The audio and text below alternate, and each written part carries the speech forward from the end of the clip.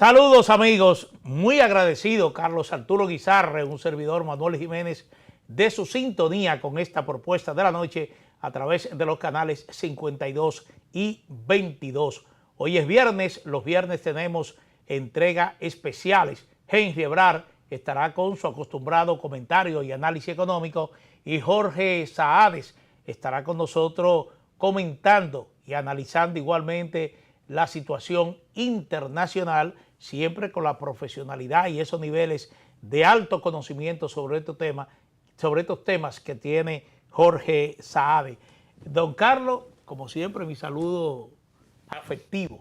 Encantado de saludarte a ti y a todos nuestros amigos televidentes que nos ven por cualquier sistema de cable al que tengan acceso aquí en Propuesta de la Noche. Fíjate,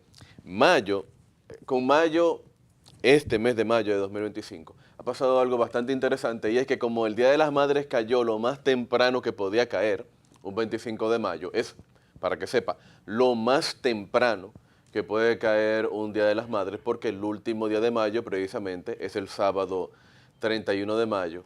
Mayo como que ha sido largo y la gente pensó como que se iba a acabar y como que no acababa, pero va a acabar mayo así como pasa el tiempo. Y precisamente le agradecemos que su valiosísimo tiempo lo invierte aquí con nosotros para informarse de lo que pasa a nivel nacional e internacional.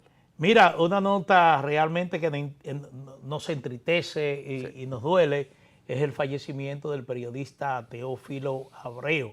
Compartí con él labores en el periódico Hoy por muchos años.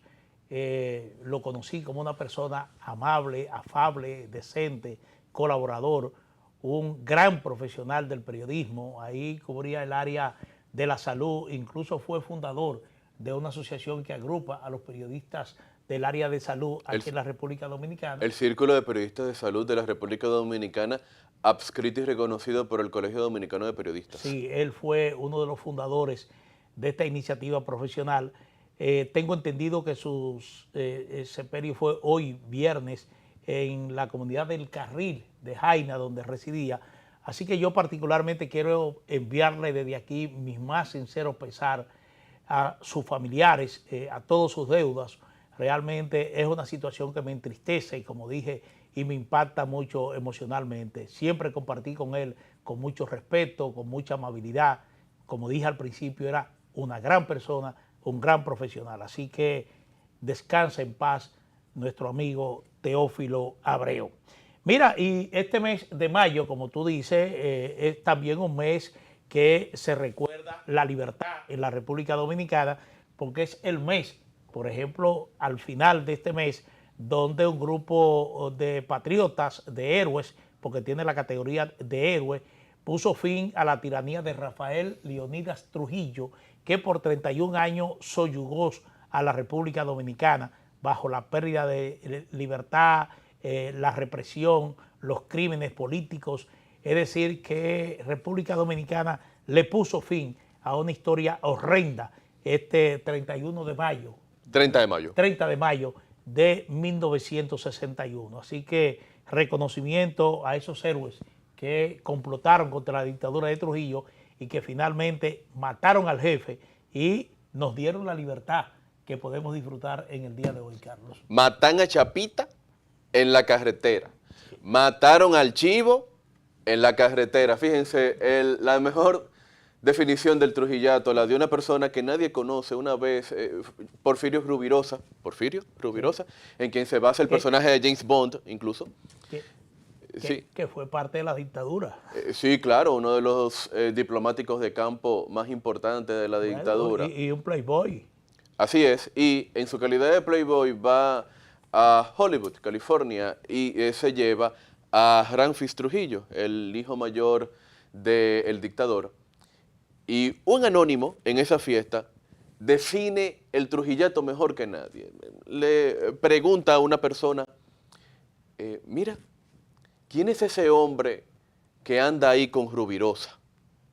Y le dice a la otra persona, que no sabemos quién es, ojalá supiéramos alguna vez quién es, le dijo, mira, yo no sé, pero me dicen que su papá tiene una finca en el Caribe con 3 millones de peones.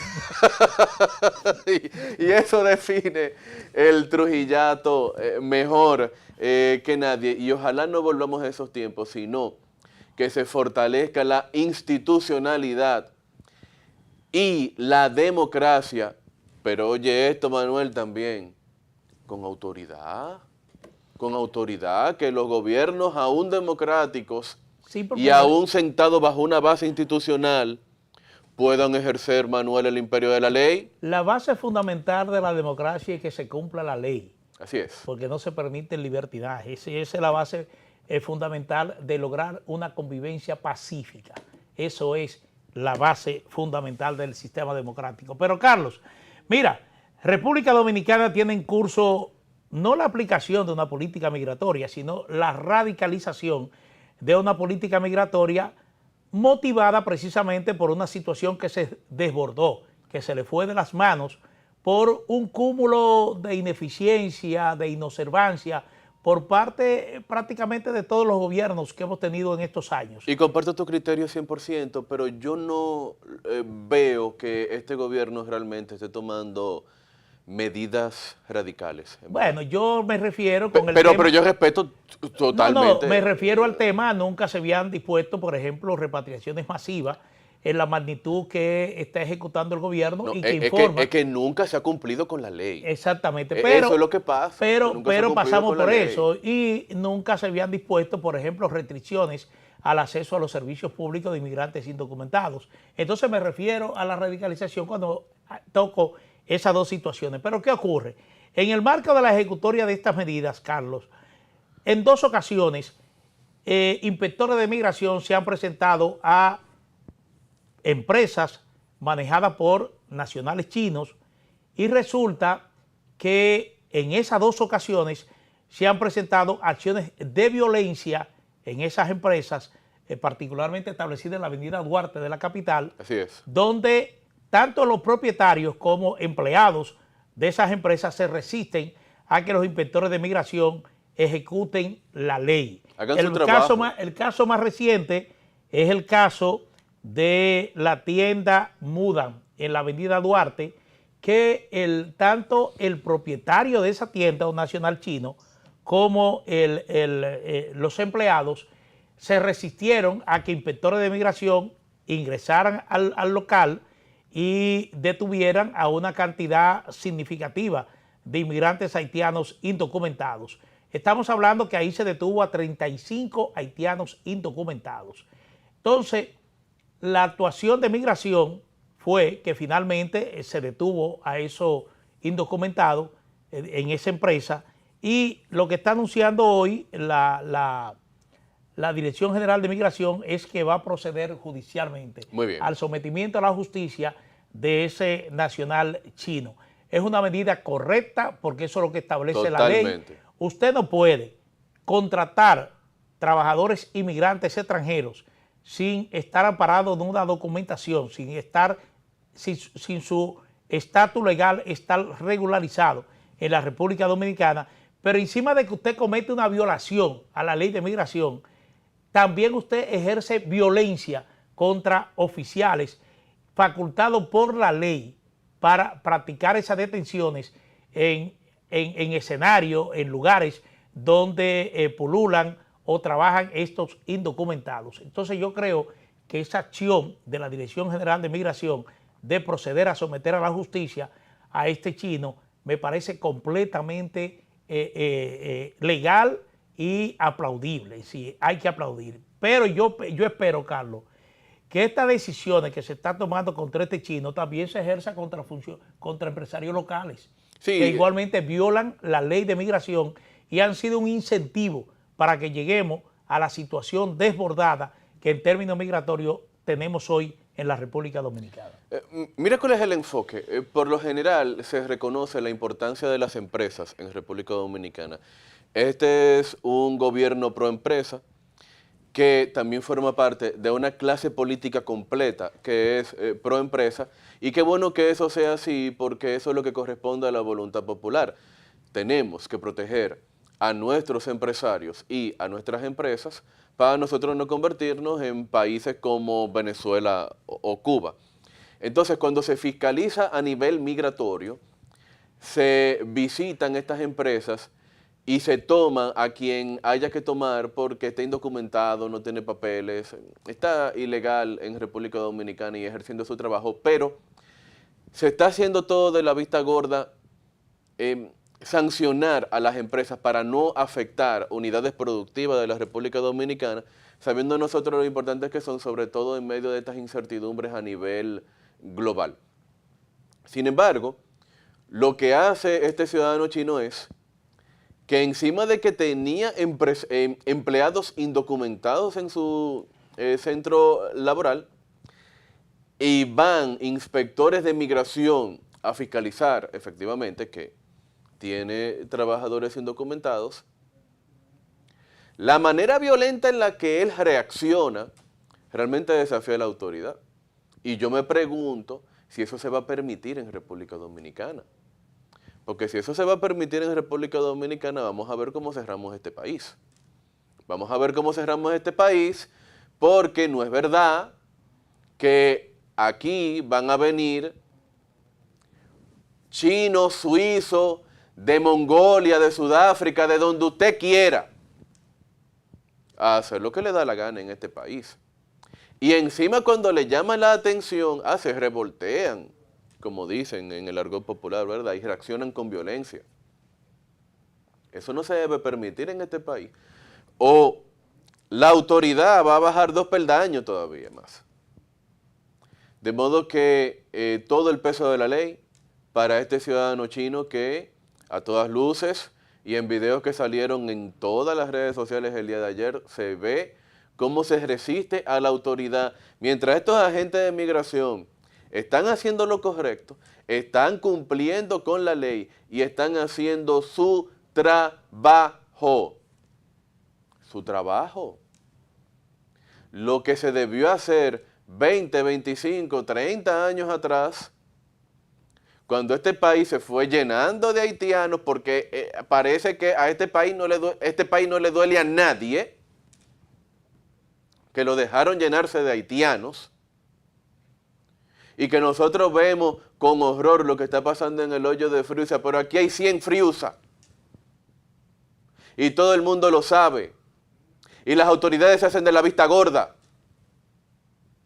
porque parece que a este país no le duele a nadie. Pero en medio de eso, esos agentes, haciendo su trabajo, fueron agredidos. Y eso no se puede permitir, Manuel. Claro que no. Desobediencia y agresión a la autoridad no se permite en ninguna parte del mundo. Por supuesto que no. Y más aún, el grado de tolerancia y de respeto que se ha observado tradicionalmente en la República Dominicana en relación al inmigrante chino. Es decir, siempre se le ha tratado con respeto, se les reconoce que son hombres laboriosos, trabajadores, pero... a los chinos siempre niveles, se le ha dejado trabajar tranquilo. Exactamente. Con los chinos. Entonces, usted no compensa ese trato con acciones violentas contra la autoridad. ¿Sabe lo difícil que es que un chino te dé una factura con comprobante fiscal? Sí. Aquí son pocos los chinos. Pero está bien. Que te dan una factura con comprobante fiscal. No vamos a entrar en ese tema. No vamos a entrar en ese tema. Es un trabajo de la autoridad fiscal. Pero justamente, siguiendo con el tema migratorio, finalmente, Carlos, este martes se reúne el Consejo Económico y Social. Ese fue uno de los acuerdos que arribaron el presidente Luis Abinader y los expresidentes Leonel Fernández, Danilo Medina e Hipólito Mejía. Ya hay una agenda establecida de los temas que serán abordados en 6 mesas de trabajo que se han integrado en el marco de este Consejo Económico y Social, que tiene facultad constitucional precisamente para hacer un escenario de diálogo y de consenso sobre temas controvertidos aquí en la República Dominicana. Pero yo entiendo, Carlos, que hay 3 de los temas que van a ser abordados en el curso de estas sesiones de trabajo. Me refiero al tema de la documentación de la mano de obra extranjera. Me parece un tema crucial que se va a abordar en una de esas mesas. El otro tema es desarrollo de las comunidades fronterizas. ¿Por qué lo considero crucial? Porque hace muchísimos años que en la República Dominicana hay una ley de incentivo fronterizo que busca fundamentalmente desarrollar la frontera, generando puestos de trabajo, generando riqueza, para que la frontera se convierta esencialmente en un muro de contención a esa migración indocumentada. Porque ¿qué es lo que está ocurriendo hoy? Lo que está ocurriendo hoy, y hay testimonio con pruebas, de que muchas comunidades a lo largo de la frontera, desde la frontera sur hasta la frontera norte, muchas comunidades han ido siendo abandonadas por dominicanos de manera gradual pero persistente, es decir, de manera sistemática, y esas viviendas, esos lugares que abandonan esos dominicanos han sido ocupados por haitianos, y lo que sucede es que hoy en día hay más haitianos residiendo en esas comunidades que dominicanos. Entonces, eso se considera crucial. Lo otro crucial es las repatriaciones de indocumentados que sigue el gobierno. Me parece que el consenso sobre esos 3 puntos define claramente la posición, la estrategia del país frente a la crisis haitiana, porque se habla de la seguridad y el impacto que eso tiene en la República Dominicana, ¿no? Nosotros tenemos una Fuerzas Armadas profesional que la pagamos precisamente para ser garante de nuestra integridad territorial y de nuestra soberanía. Entonces, ese es un tema que no tiene que discutirse, es un tema que se cae de la mata, porque ahí está esas Fuerzas Armadas profesionales, que su función fundamental es esa, proteger la soberanía. ¿De quién? No podemos protegerla de México, ni de Brasil, ni de Venezuela, porque están en puntos distantes. Es del que está al lado. Sí, eso es elemental. Entonces yo creo que, como te dije, Carlos, finalmente, esos 3 puntos lo considero claves, lo considero crucial, que se aborden con los pies sobre la tierra y que se llegue a un consenso, pero un consenso práctico que pase por la fiscalización constante de la autoridad, sobre todo en el caso de la documentación de mano de obra extranjera. El tema fronterizo y la gestión de las fronteras siempre han sido asuntos complicados porque independientemente de que hay leyes firmes en torno a ambos temas, lamentablemente los gobiernos democráticos como el nuestro, lo cual debe seguir siendo así, se dejan llevar de la voluntad popular. La voluntad popular es quien define sobre todo estos grandes temas que tocan a mucha gente de muchas maneras. La documentación de trabajadores haitianos debe ser un tema de conversación que se revise con pinzas y que se verifique cómo es que eso se va a aplicar. Porque si bien es cierto que nadie está en contra de que se le dé permiso de trabajo a 50,000, a 100,000, quizás 200,000 nacionales haitianos, hay que ver cómo eso se va a hacer, porque ese permiso de trabajo no puede ser no puede ser una residencia permanente. Además, ese permiso de trabajo se tiene que dar sobre todo en Haití, en algunos de los consulados que República Dominicana tiene en territorio haitiano, a personas, Manuel, que estén debidamente identificadas dentro de Haití, su nombre, dónde viven, quiénes son, dónde nacieron, qué edad tienen. Y que a ellos, bueno, señor, usted quiere cortar banano en República Dominicana, vamos a darle una visa de trabajo. Pero siempre especifico que cuando se le da a ese nacional haitiano una visa de trabajo para cortar banano, es para cortar banano, no para que a los 3 meses o a los 4 meses se busque un motoconcho y se ponga en una esquina. El tema fronterizo. Mira, esa ley de incentivo fronterizo, el espíritu que tenía era sacar grandes industrias de la capital para mandarlas a la frontera y que ese incentivo fiscal sea lo que compense el costo de mudarse. Pero la verdad es que a los grandes empresarios de este país no les interesa salir de la capital y es una lástima porque tenemos entonces una capital atestada. Es que no hay una estructura de servicio que garantice la inversión, es decir, me refiero a edificaciones, buena carretera, servicio de internet, servicio de salud, colegio para educación para sus hijos. Todo eso falta en la frontera y entonces nadie se va a motivar a invertir en unas condiciones así. Además de que el gobierno no pone el ejemplo, porque yo siempre me he preguntado, ¿todas las instituciones públicas tienen que estar en la capital? No, hay muchas instituciones públicas, incluyendo de las Fuerzas Armadas, que pueden estar en las provincias fronterizas, lo que también incentiva la economía de esas ciudades. La descentralización. Bueno, Carlos, vámonos con una pausa comercial, pero antes, Carlos, en Santiago hubo mucha tensión, muchas expectativas a propósito de las elecciones para el Consejo Empresarial, el Consejo Pro Desarrollo de Santiago. Se impuso Ricardo Fonder frente a Sandy Firpo. Él obtuvo 37 votos, es decir, 37 instituciones de 70 que participaron en esta elección. Él obtuvo 37 contra 33 que tuvo Sandy Firpo. Ese es el resultado de esas elecciones que en Santiago realmente generó muchas, pero muchas expectativas. Vámonos ahora con una pausa comercial. Cuando retornemos, Henry Ebrard estará analizando y comentando la actualidad económica.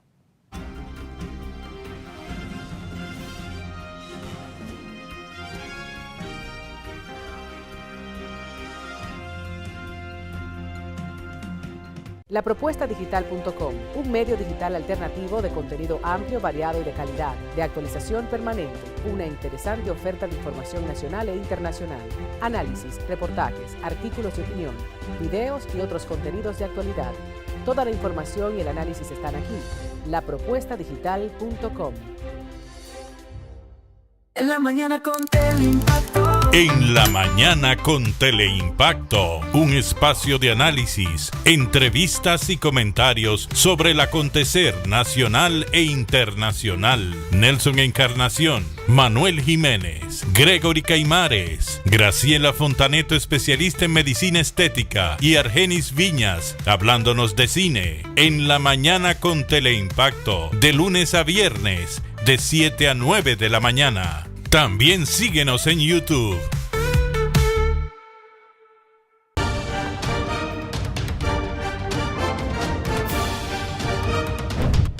La Cámara de Diputados aprobó el 10º grupo de 500 contratos para agilizar el conocimiento de transferencias de inmuebles del Estado vendido a particulares, con el propósito de dotar de títulos de propiedad a personas que tienen décadas que compraron al Estado.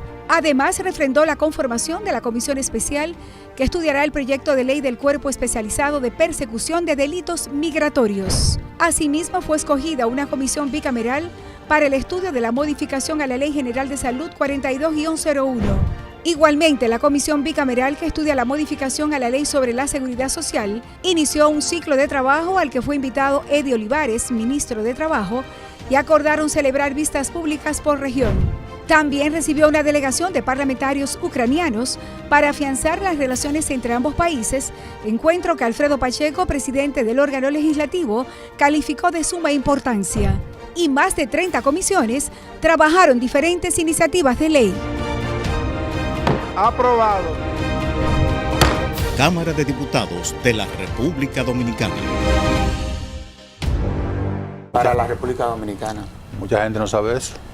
Bueno, Geopolítica con Nelson Encarnación. En el Consejo de Seguridad de Naciones Unidas, ningún esfuerzo va a tener resultados positivos. Una visión completa y objetiva. El que ellos acusan que China está controlando el canal de Panamá. Respecto de estos casos de migración, de abejas. Domingos, de 11 de la mañana a 12 del mediodía. Geopolítica por Teleimpacto.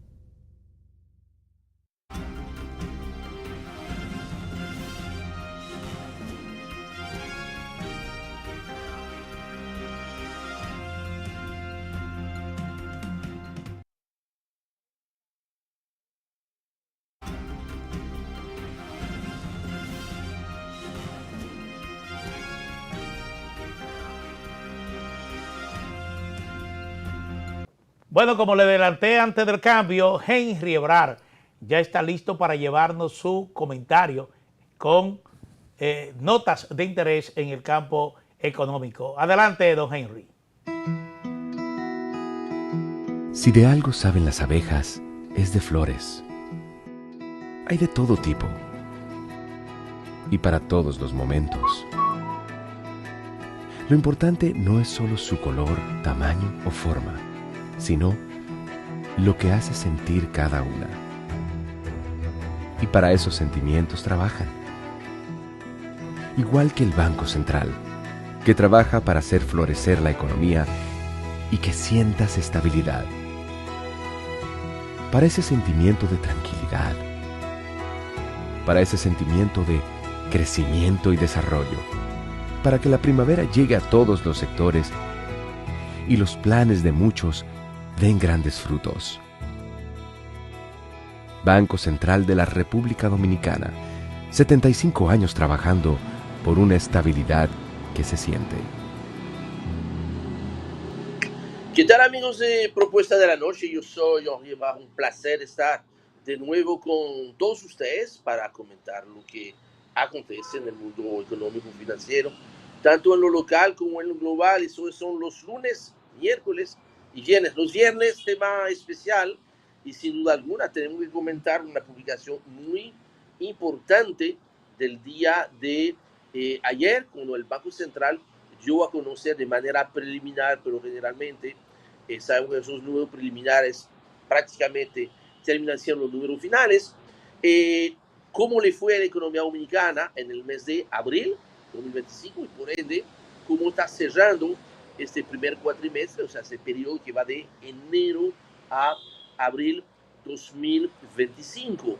El anuncio del Banco Central es que la economía dominicana registra un crecimiento promedio interanual de 2.5% en este periodo de enero a abril, con lo que se deduce, en base a una de las gráficas del Banco Central, de que luego de crecer 5.4% en el mes de abril, creció solamente 1.7% en el mes de abril, o sea, 5.4% en marzo, en comparación con marzo del año pasado, y apenas 1.7%, por lo que uno pudiese tener la sensación de que la cifra de abril es muy mala, pero realmente tenemos que tomar en cuenta, y esto yo creo que voy a tener que escribir la semana que viene sobre este tema, para explicar un poquito más. Hay un efecto Semana Santa que es muy importante. ¿A qué me refiero? Es que ustedes saben que Semana Santa se puede mover entre el mes de marzo y el mes de abril.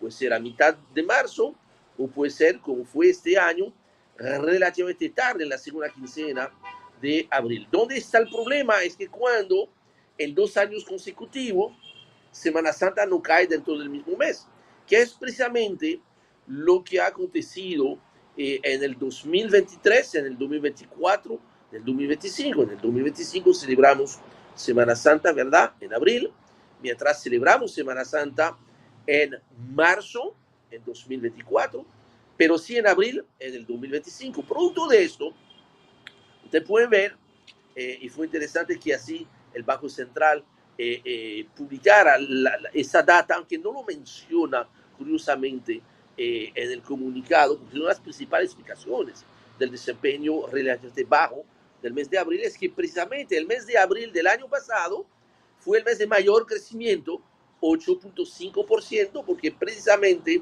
en abril 2024 uno se comparaba con abril 2023, que sí había tenido Semana Santa.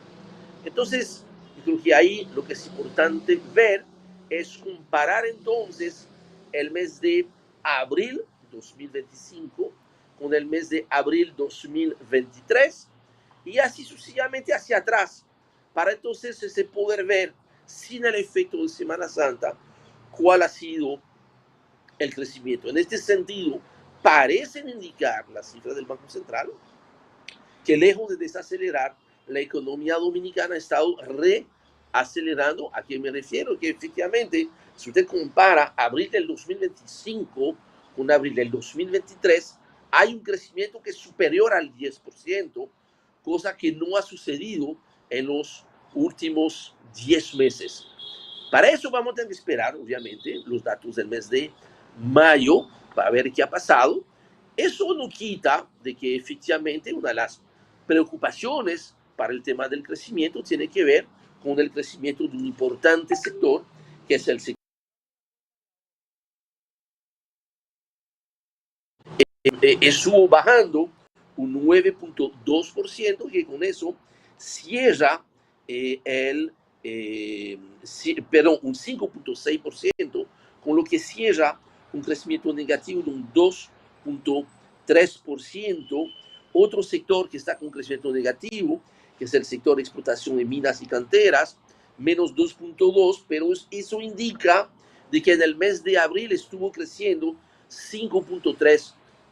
Finalmente, en el caso del sector turismo, y eso lo tendremos que utilizar el segmento del próximo lunes para entrar más en detalle, he visto muchos comentarios esta semana de que hay una caída del sector turismo. Eso es falso. Eso es falso en toda falsedad. Que veamos las datas que publica el Banco Central en cuanto al crecimiento del PIB, indica que para el primer cuatrimestre, o sea, enero-abril, había un crecimiento relativamente débil, pero crecimiento al fin, un 2.9%, que es positivo. Y si vemos las llegadas de pasajeros por vía aérea, cierran con un pequeño crecimiento del 1%. Son 31.000 turistas adicionales. Pero si sacamos de ahí los 5 principales países tradicionales que siempre han contribuido al crecimiento, y que todos esos, Estados Unidos, Canadá, Francia, Alemania, España, están con una caída, que significa una caída de 90.000 turistas durante este primer cuatrimestre. Eso quiere decir que el resto del mundo, que son muchos países, está creciendo en 121.000 pasajeros, un crecimiento de un 9.2%. Así que creo que la cifra que publicó el Banco Central, a pesar de su comunicado, me parecen bastante mejor de lo que aparentan de primera mano. Sin embargo, prudentemente vamos a esperar a ver los datos del mes de mayo para ver si se confirma lo que estoy diciendo, de que lejos de desacelerar, yo creo que ya la economía dominicana está de nuevo reacelerando. Hasta aquí mi comentario económico para el día de hoy. Les invito a que me sigan a diario en mi cuenta de Twitter, @ZebranH. Y por supuesto, esperamos regresar con ustedes en nuestra versión de este lunes, mismo lugar, misma hora. Hasta luego. Cuídense mucho. Si de algo saben las abejas, es de flores. Hay de todo tipo y para todos los momentos. Lo importante no es solo su color, tamaño o forma, sino lo que hace sentir cada una. Y para esos sentimientos trabajan. Igual que el Banco Central, que trabaja para hacer florecer la economía y que sientas estabilidad. Para ese sentimiento de tranquilidad. Para ese sentimiento de crecimiento y desarrollo. Para que la primavera llegue a todos los sectores y los planes de muchos den grandes frutos. Banco Central de la República Dominicana, 75 años trabajando por una estabilidad que se siente. Gracias a Henry Ebrard por su siempre oportuno e interesante análisis y comentario económico. Nos vamos de nuevo con una pausa comercial y vamos a retornar con Jorge Saade. Vamos a hablar del tema internacional. Regresamos.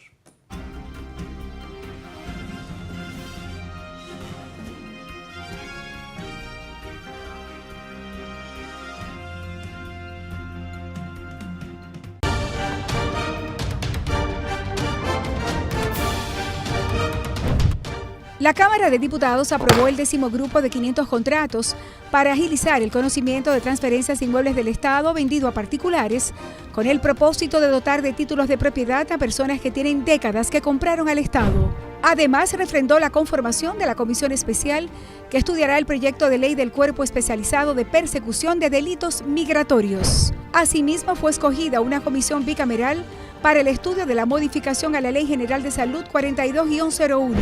Igualmente, la comisión bicameral que estudia la modificación a la Ley sobre la Seguridad Social inició un ciclo de trabajo al que fue invitado Eddie Olivares, ministro de Trabajo, y acordaron celebrar vistas públicas por región. También recibió una delegación de parlamentarios ucranianos para afianzar las relaciones entre ambos países, encuentro que Alfredo Pacheco, presidente del órgano legislativo, calificó de suma importancia. y más de 30 comisiones trabajaron diferentes iniciativas de ley. Aprobado. Cámara de Diputados de la República Dominicana. En la mañana con Teleimpacto. En la mañana con Teleimpacto, un espacio de análisis, entrevistas y comentarios sobre el acontecer nacional e internacional. Nelson Encarnación, Manuel Jiménez, Gregory Caimares, Graciela Fontaneto, especialista en medicina estética, y Argenis Viñas, hablándonos de cine. En la mañana con Teleimpacto, de lunes a viernes, de 7 a 9 de la mañana. También síguenos en YouTube. Lapropuestadigital.com, un medio digital alternativo de contenido amplio, variado y de calidad, de actualización permanente, una interesante oferta de información nacional e internacional, análisis, reportajes, artículos de opinión, videos y otros contenidos de actualidad. Toda la información y el análisis están aquí. Lapropuestadigital.com. Para la República Dominicana. Mucha gente no sabe eso. Bueno, Geopolítica con Nelson Encarnación. En el Consejo de Seguridad de Naciones Unidas, ningún esfuerzo va a tener resultados positivos. Una visión completa y objetiva. El que ellos acusan que China está controlando el canal de Panamá. Respecto de estos casos de migración, de abejas. Domingos, de 11 de la mañana a 12 del mediodía. Geopolítica por Teleimpacto.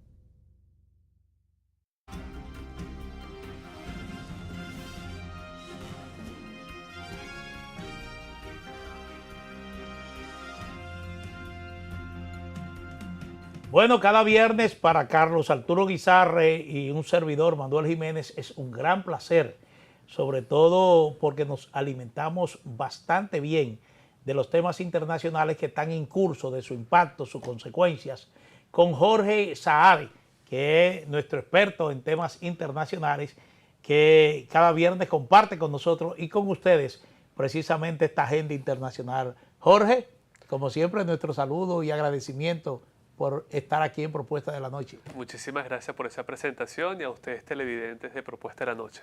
Sí. Mira, Jorge,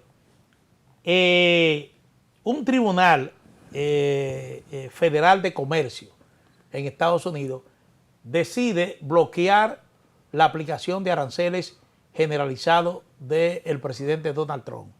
Esto se hace porque ese tribunal interpretó de que no era facultad del presidente en una época donde no hay una declaratoria de emergencia ni de exención, que él estuviese aplicando esa medida. Pero al día siguiente, un tribunal de amparo revoca esa decisión del tribunal. Entonces, yo quisiera que me hable precisamente de eso, de esa rápida intervención de este tribunal de amparo que revoca una decisión que en principio fue aplaudida por muchos por el impacto que tiene ya en la política exterior de los Estados Unidos en materia de aranceles y comercio, pero también el papel que están jugando los jueces en los Estados Unidos de control en las medidas que toma Donald Trump en el aspecto migratorio, de cierre de instituciones. En cada una de estas áreas ha habido decisiones de jueces que suspenden la ejecución de eso y hay un gran trabajo para la Corte Suprema porque todo está llegando a la Corte Suprema. Efectivamente, eso forma parte de la colección que ha tenido Donald Trump de los estorbos que han hecho el Poder Judicial americano, ya sea federal o federal, en torno a cada una de sus decisiones, ya sea en materia de política internacional, lo hemos visto también en materia económica, lo hemos visto en tema migratorio, y van a seguir haciendo así hasta que se acabe el periodo presidencial de Donald Trump. Hay que recordarle a nuestros televidentes que el sistema americano es un sistema judicial también federado, es decir, cada uno de los estados tiene su sistema judicial que se rigen por uno superior, que es la Corte Suprema de Justicia. Y por otra parte, para algunos inconvenientes, es un sistema netamente democrático, en donde no necesariamente todo el poder lo concentra la presidencia o el poder ejecutivo, sino que desafortunadamente el poder judicial está latente en cada toma de posesión. Ahora bien, hay que destacar que se evidencia muchísimo cuando algunos presidentes toman algún tipo de medida en donde el Poder Judicial los neutraliza, los desestima, como es el caso de El Salvador o en otros países como Argentina.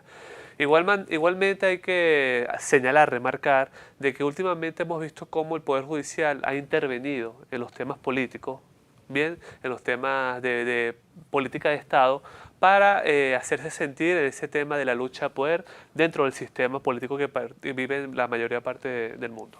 Fíjate, a mí me llama mucho la atención que poderes que no son elegidos, como el caso del Poder Judicial, y entiendo que debe seguir siendo así, los jueces deben ser designados por mérito, pero poderes que no son elegidos interpreten la ley para tomar decisiones en contra de la voluntad popular.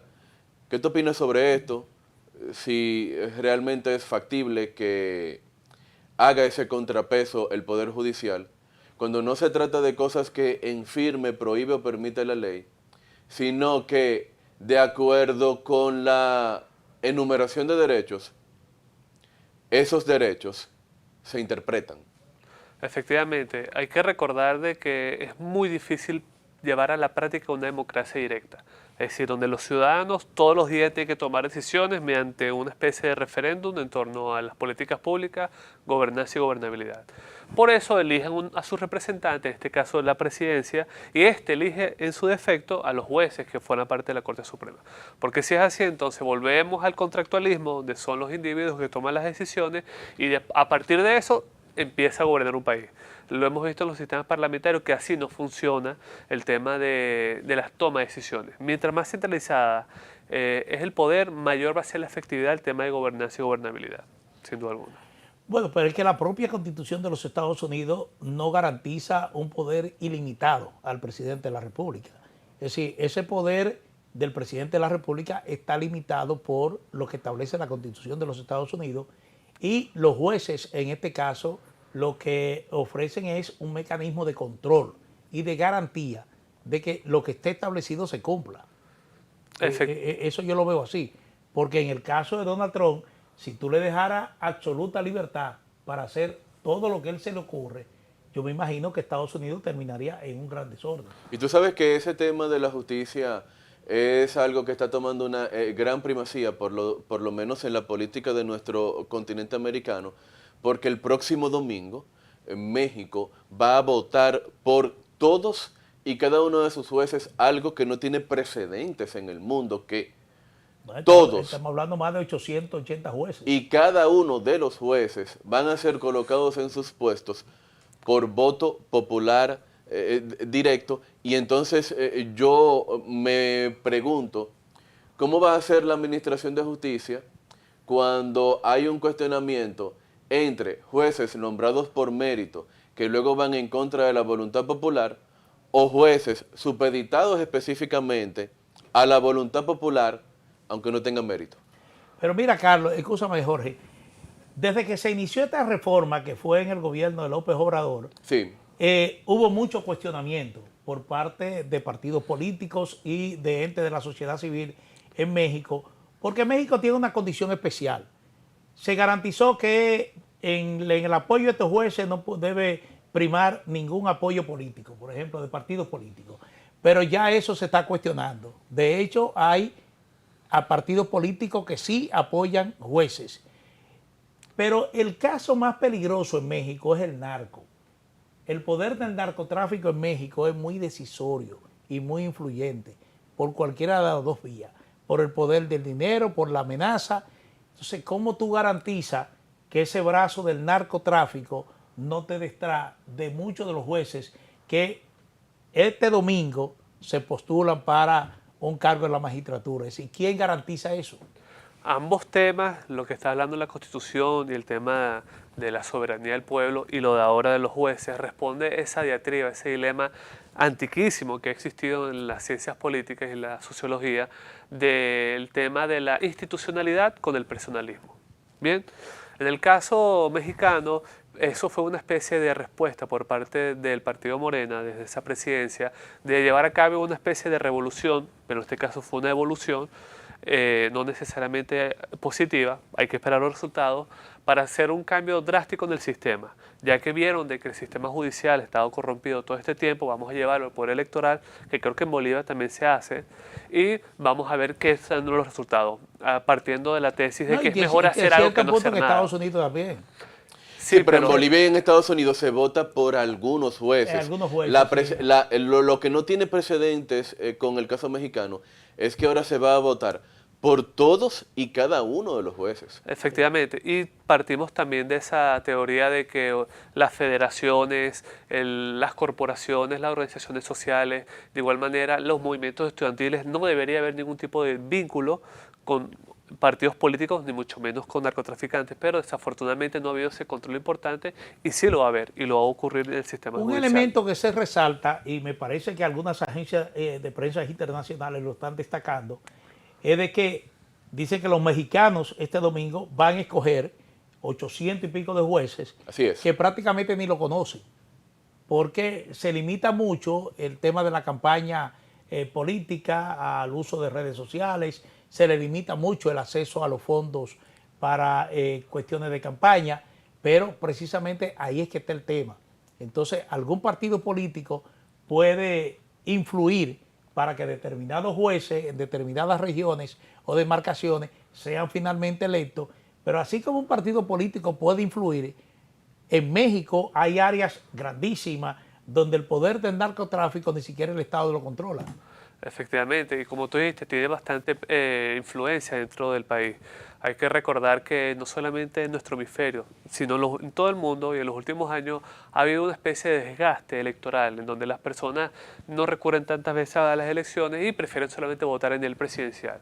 No les interesan los regidores, no les interesan los consejos legislativos, no les interesan estos núcleos de poder no tan importantes y mucho menos ahora en materia judicial. Sí. Entonces, llamando al desgaste electoral para que el electorado, en este caso soberano mexicano, no tenga esa empatía a favor de las elecciones para más adelante. Mira,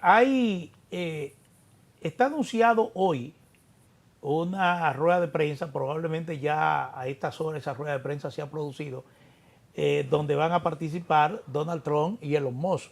Elon Musk ya anunció su decisión de que se va del gobierno. Se va del gobierno y uno lo interpreta como todas las situaciones que se han creado alrededor de él y sus intereses. Es decir, que parece que se va mucho antes de lo que se estaba previendo. Efectivamente, yo creo que es una buena noticia, tanto para la administración de Trump como el mismo Elon Musk, porque a pesar de todo hay intereses, estos intereses divergen para ambas personalidades. A Donald Trump hemos visto como lo han criticado, lo han señalado de la participación activa que ha tenido este magnate sudafricano en la administración estadounidense. Y de igual manera hemos visto cómo las acciones de Tesla y otros intereses económicos que ha tenido este empresario se han venido abajo por el tema de su participación en la política americana. Yo creo que es una especie de medida que beneficia a ambas partes, pero hacen el show de que nos están afectando. Pero todo lo contrario, es beneficioso para todos. Yo creo que con Elon Musk lo que ocurre es que por lo general los empresarios y empresarios muy exitosos subestiman las diferencias entre la empresa y la política. Si bien por un lado la empresa por lo que se rige es por el beneficio y por el ánimo de lucro, y una empresa es más o menos exitosa dependiendo de cuánto gana y del control de sus gastos y sus ingresos, la política tiene una lógica totalmente diferente. En la política lo que manda es, vuelvo y lo repito, la voluntad popular. Y eso no se compra, eso no aparece en una hoja de Excel. Y cuando se es un empresario exitoso y no se comprende eso, pasa lo que le ocurre a Elon Musk. Aparte de que también él cometió el error de invertir mucho de su capital personal. No en la campaña de Donald Trump, lo cual hizo muy bien, porque Donald Trump ganó. Pero luego de que Donald Trump ganó, él debió haberse hecho a un lado y dejar que la administración funcione sin él con su cara visible, porque hemos visto que la administración de Donald Trump ha respondido a sus intereses. Fíjense, ha proyectado menos regulaciones para las cripto, ha anunciado más inversiones para la inteligencia artificial, ha permitido una mayor extracción de combustibles fósiles, y todo eso va alineado a los intereses del señor Musk. Los empresarios, cuando se inmiscuyen en política, tienen ese pensamiento empresarial, para la redundancia, de que tú inviertes algo o compras algo, vendes, hay un beneficio. En política no es así. Tú vendes algo, no recibes nada, recibes algo sin hacer nada. Es decir, el tema empresarial con el tema político, sin duda alguna, no van de la mano.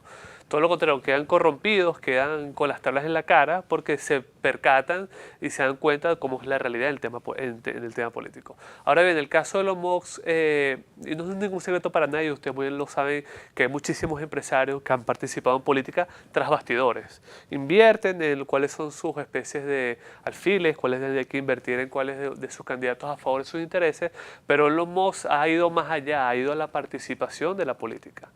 Bien, es una especie, lo que yo puedo justificar es su participación en este mundo político, es por el desagrado o la guerra que tiene contra el progresismo, que ya toman una lucha como personal frente a lo que ha hecho sus contrincantes como el tema del globalismo, otros empresarios que han seducido el tema del progresismo, y como no hay ningún abanderado en su contraparte de los conservadores, Elon Musk ha sido el único que se ha atrevido a hacerlo. Obviamente también ayuda mucho que la NASA ha invertido aún más en los servicios de SpaceX sin las regulaciones que incluso necesitaría SpaceX para evitar mucho de lo que está ocurriendo. A pesar de la falla de esa empresa, porque en esta semana le explotó otro cohete. Exactamente. Bueno, señores, lamentablemente llegamos al final de esta propuesta de la noche. Gracias, Jorge Saade, por tu aporte, tus comentarios e informaciones de carácter internacionales. Así es que Carlos Arturo Guizarre, un servidor, Manuel Jiménez, como siempre, agradecido de su sintonía. Recordarle seguirnos en nuestro canal de YouTube, el canal, además de la frecuencia de Teleimpacto, nuestro canal de YouTube de Propuesta de la Noche.